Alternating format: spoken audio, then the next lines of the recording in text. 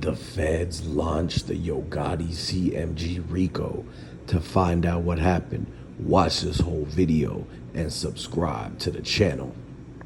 CEO Teezy was about to tell on Yo Gotti and all the CMG. This is the reason that they caught up with him and got him before he went and told on the interrogators and investigators. He was supposed to be meeting with them that Friday to discuss the whole entire thing on why he was where he was that day and what he knows, because he's one of the suspects. He's wanted as the hitman.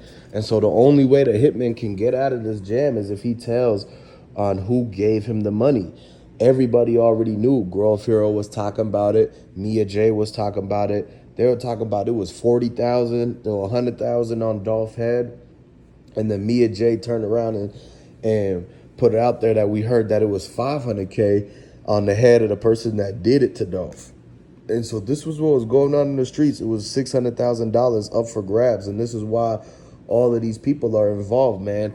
And so now you see that, okay, they had to put the money up. CEO Teezy was right there. He knows everybody that's involved in this whole entire thing. They just released Big Jook. They just released Govan.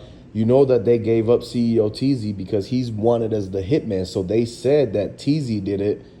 So when they captured Teezy, he was about to be like, these dudes paid me to do it. Remember, Grove Hero said that they put 40K and that Big Jook sent it. And where did Big Jook get the money from?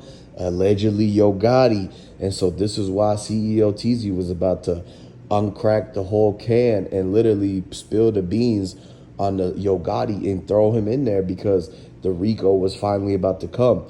He didn't want to have to sit down and do 200 years, and he knew for a fact that it was not his idea. He's not the one that had the problems with Young Dolph. You got to remember who's the people that actually had the problem with Young Dolph. Because the people that did it to Dolph they never even talked to Dolph. They never even actually got in a chance. You know, one guy straight drop might have been able to get around Dolph, but in reality, these people never actually interacted with Dolph like that. And so the people who have problems with Dolph is the ones who sent them to go and do all that, because they don't want to have their name come up in the mix in all of the reports and everything, so they put the bread up. You got to remember about the whole entire story with Young Dolph and Yo Gotti.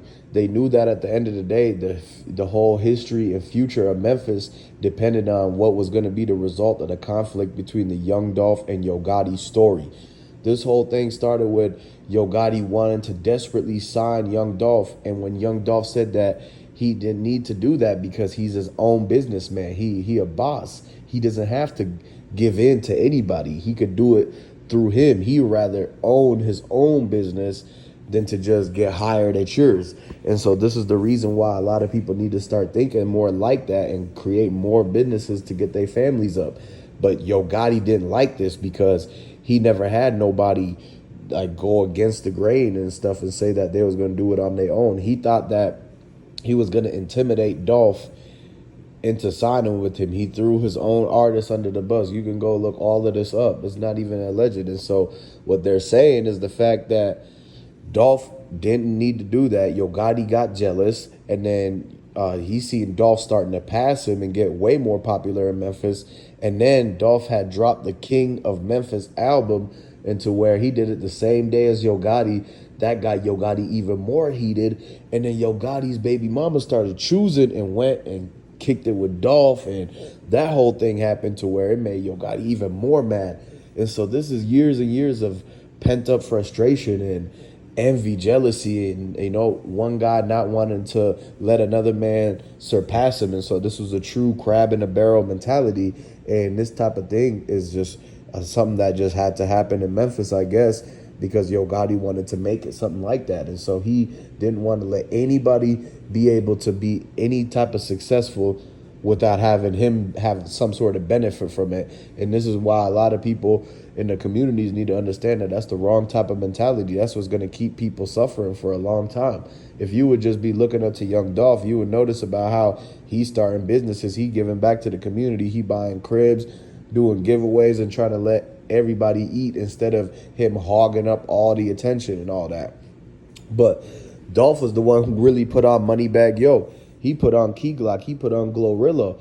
All of the people that's popping in Memphis and CMG right now started with PRE through Young Dolph, whether they was official or not.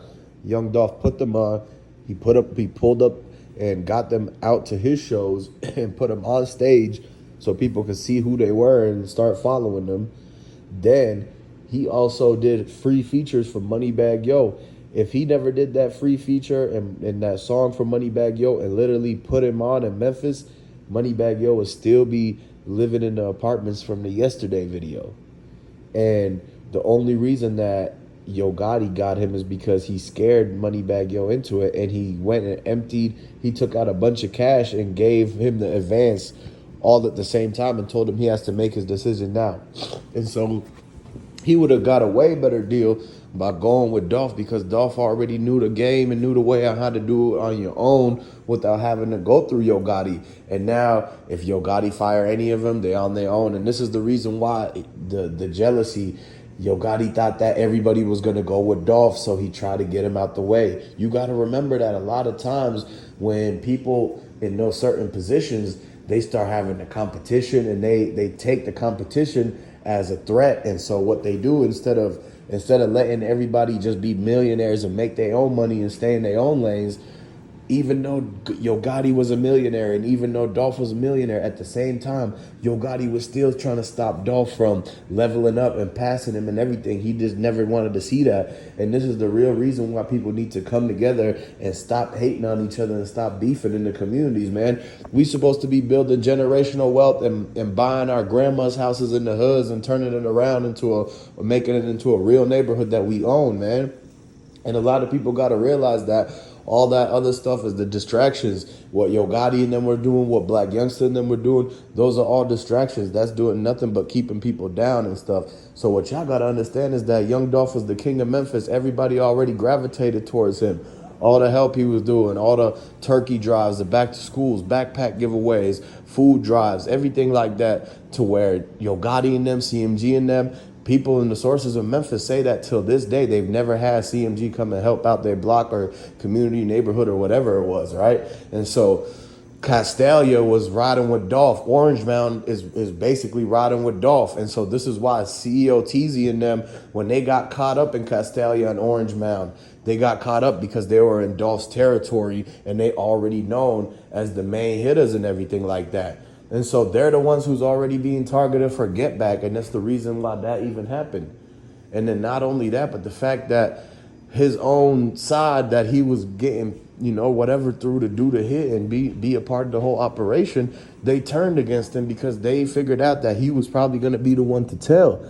And so out of everything, all those people, man, they was going to do this and do that, and they were going to try to get away with it. But at the end of the day, everybody that's getting caught up, they're either telling or they're getting locked up 50 years, 100 years, 200 years, everything like that. So CEO Teezy don't want to do 200 years, and he's known as one of the hitters. And Govan gave him up, obviously, because he's the mastermind, and he just got out on 90K bonds. So what they did is they asked Govan, the mastermind, who the hitter was. And he said it was CEO Teezy. So they go to CEO Teezy, and they say, okay, they saying you the hitter, who paid you? And he was about to tell them how Yo Gotti and Govan came and paid him and cashed him out and everything like that. But then once they heard, because remember, Govan is the informant.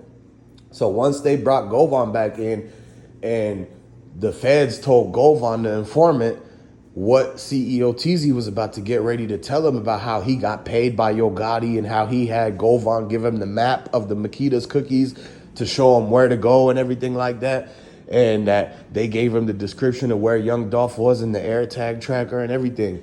And he was about ready to spill the beans on all of that and bring Yo Gotti, CMG, Black Youngster, the whole Rico case was about to come. And they was about to come and sweep Memphis and literally get the justice for Dolph. But then all of a sudden, Govan came back and he went back to the headquarters and he told him, look, he went to Yo Gotti and them allegedly. He said, look, CEO Teezy about to tell on you. He's about to tell him how much money he paid. He got the receipts. He got the Cash App transaction. He got the receipts, everything like that. And then that's when somebody had to make the executive decision to get that dude out the way because he was about to bring them down quicker than they thought. They wanted at least a couple more months of being able to run around and blow their money and have this sense of freedom and everything like that. And so they don't want the Rico to come so quick. So they try to get CEO Teezy out the way so that they don't have the main hitter telling the prosecution who paid him, because then that would crack the case open and it would be closed at that moment, where they will go and sweep and get CMG and whoever it was that's involved in the Rico, because this is a real thing that's going on.